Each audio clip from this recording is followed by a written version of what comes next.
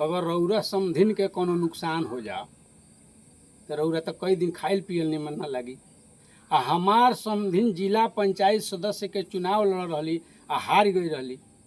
हमरा दिल पर का बीतल हुई हमरा से सुनी एगो कविता के माध्यम से हम बतावत तनी अपन सगरी दुखड़ा।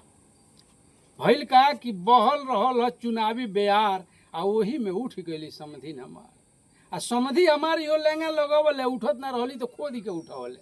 आ हमरा के सब लोग जाने ला जोकर थोड़ ढेर हमहू लगा देनी सोकर। आ उठली तो संद ना पिकअप पकड़ली नेता नेता नौकल उतरली।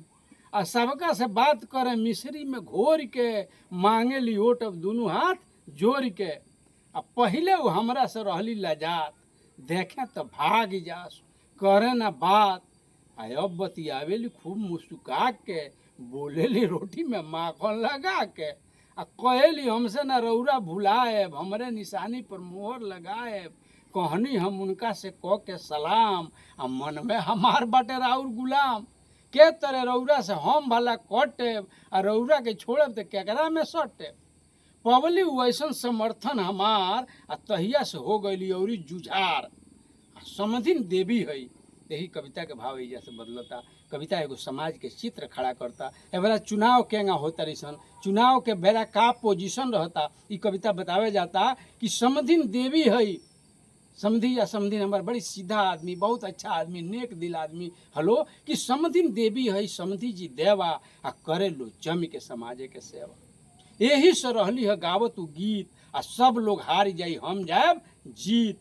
लेकिन जनली ना लोग जौना थाली में खाई वही का पेनी में छेदा बनाई। आ गिनती भइल तब जानल जवार भाई हो हार गईली समधिन हमार। आ हमरा वो हारला के कारण बुझाइल लड़े के बेरा ना फेटा कसाई। असल में नेक काम कइला से मिले ना ओट मिले ओके जे फूकेला नोट।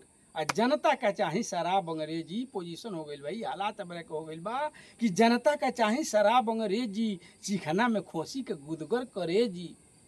आ घुमहू के बेरा सपोर्टर लो जाता ओहू घुमहू के बेरा सपोर्टर लो जाला ओहू में कुछ लोग लौकल निराला।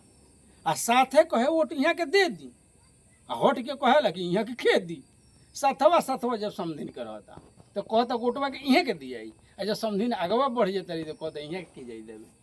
तो जरा से कहता वो पूछत भाई यहाँ के काहे ना देवे के चाहिए यहाँ में खामी का बा। तो बताओ तो अरे यहाँ के खास है माल ताल ना दे आ पाछे के नेकी में सगरों कटा दे। बहुत नेकी कैले बनी एजा से गोरखपुर ले जाके दवाई करवले बनी घटले बढ़ले रुपया पैसा दिले बनी हर आफत विपत में काम में आयल बनी वही में यहाँ के कटरावे लगे। एह बार नकदी चाहिए हमनी के कि यहाँ के खास है माल ताल ना दे पाछे के नेकी में सगरों कटा दे। एको गो वोट आज बड़ा मूल्यवान बा बिना नोट लहले ना दहला के काम बा।